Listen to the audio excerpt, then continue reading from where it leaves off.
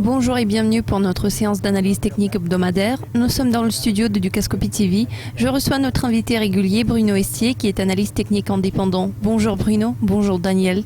La semaine dernière, nous nous attendions à la progression du marché américain. Cette progression s'est-elle déjà produite ? Non, pas encore. Pourtant, nous avons enregistré une progression dans un autre marché. Si nous regardons le marché obligataire, nous voyons que le rendement obligataire américain à 10 ans a atteint un nouveau plus haut au-dessus du niveau de 2,25 qui était le sommet précédent atteint en mars. Il a atteint la deuxième ligne tendancielle supérieure de résistance aux environs de 2,30. Ainsi, cette ligne atteint des plus hauts plus élevés et des plus bas plus élevés, ce qui confirme la tendance à la hausse. Nous voyons que l'élan progresse sur l'indicateur stochastique ainsi que sur le MACD, ce qui annonce davantage de mouvements à la hausse dans l'avenir. Est-ce la raison pour laquelle le S&P 500 reste dans une fourchette plate ? En règle générale, la hausse des taux d'intérêt a une certaine incidence négative sur le marché boursier américain. Cette nouvelle corrélation est sur le point de revenir. Nous avons de bonnes et de mauvaises nouvelles du côté du S&P 500. La bonne nouvelle, c'est que la semaine dernière, il n'est pas passé en dessous de la ligne tendancielle de support. Il a rebondi pour clôturer la semaine à un niveau relativement élevé. Maintenant, il est en train de reculer vers la ligne tendancielle de support. Cependant, il reste toujours au sein du triangle. Bien évidemment, la mauvaise nouvelle, c'est que nous sommes toujours en attente d'une rupture à la hausse. Quelle est la marge temporelle ? Combien de temps faudra-t-il attendre ? Nous espérons que ça ne devrait pas tarder. Nous voyons notre triangle ascendant, ce qui est tout à fait normal. Tout ce que nous savons, c'est qu'il doit avoir une rupture avant d'atteindre le point de jonction de ces deux lignes, la ligne supérieure et la ligne ascendante qui se trouve plus bas. Ça va arriver en juin. La rupture se passe normalement avant le croisement de ces lignes. Nous avons vu un certain déclin du sommet, mais la ligne reste au sein du modèle. La dynamique est à la hausse, alors nous espérons voir une rupture à la hausse d'ici la fin de la semaine. Jetons un coup d'œil au marché japonais. Est-ce un facteur d'impact ? Oui, le fait que pour l'instant il n'y a pas de rupture à la hausse pousse certains investisseurs à la prise de bénéfices sur le marché japonais. Nous observons un ralentissement de la surperformance du marché japonais. Nous voyons que la force relative ne cessait de reculer au cours des 2 dernières semaines. On voit également un ralentissement de l'élan. C'est une soi-disant divergence baissière. Cela signifie que la tendance à la hausse majeure risque d'être brisée. Ça veut dire que la tendance clé peut être rompue, mais ce n'est pas le renversement de la tendance à la hausse. Il se peut que nous voyions des fluctuations avant que de nouveaux plus hauts ne soient atteints. La situation est-elle similaire sur le marché chinois ? La performance du marché chinois a été plus forte que celle du marché japonais. Nous en avons eu la confirmation sur le ratio de la force relative contre le S&P qui progressait. Par rapport aux autres marchés émergents, le marché chinois était surperformant.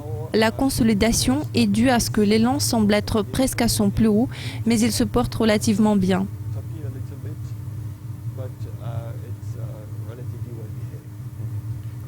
Ce niveau pourrait-il devenir un plus haut majeur ? Je ne le crois pas. Si nous regardons le graphique journalier pour voir s'il y a un mouvement de recul soutenu des prix, nous voyons que ce n'est pas le cas. Le soutien reste aux alentours de 49,5. Maintenant que les prix atteignent le fond de la fourchette d'échange, nous voyons que les oscillateurs qui étaient sur le déclin ont changé de direction pour recommencer à progresser. Nous pouvons en déduire que la tendance à la hausse devrait reprendre. Que pouvez-vous dire sur l'Inde ? L'Inde a suivi une correction, c'est-à-dire a réalisé des bénéfices pendant plus longtemps. Nous pouvons voir sur la force relative que le rendement de l'Inde est inférieur au S&P depuis un peu plus de 2 mois. Nous approchons de la zone support, mais pour l'instant il n'y a pas de signal du côté du prix, même si la situation actuelle suggère que nous sommes prêts. Nous voyons que le stochastique hebdomadaire est en territoire de survente. Ici il pourrait rebondir, mais nous sommes toujours en attente d'un signal. Merci pour cet aperçu des économies émergentes et des marchés asiatiques. Y a-t-il des marchés dont le rendement est supérieur à celui du S&P en ce moment ? Il y a un mois, nous avons abordé le sujet des prix du pétrole. Je vous propose de regarder le graphique concernant la Russie.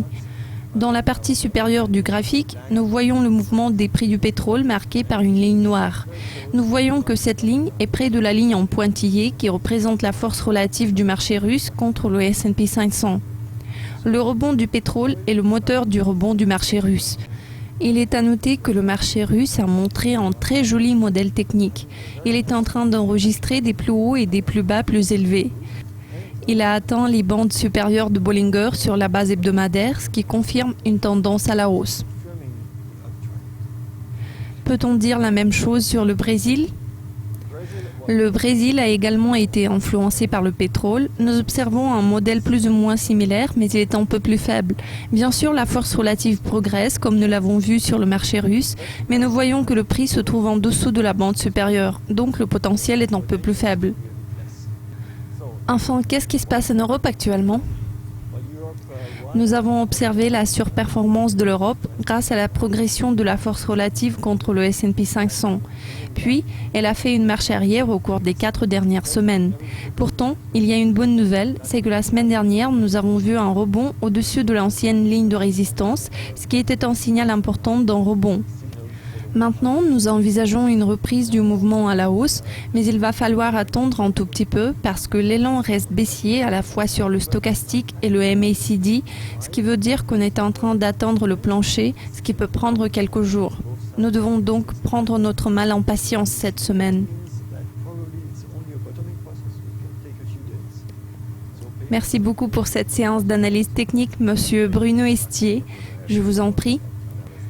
Merci de nous avoir suivis. Restez à l'écoute de Dukascopy TV pour être au courant de tout ce qui se passe sur les marchés financiers. À très bientôt.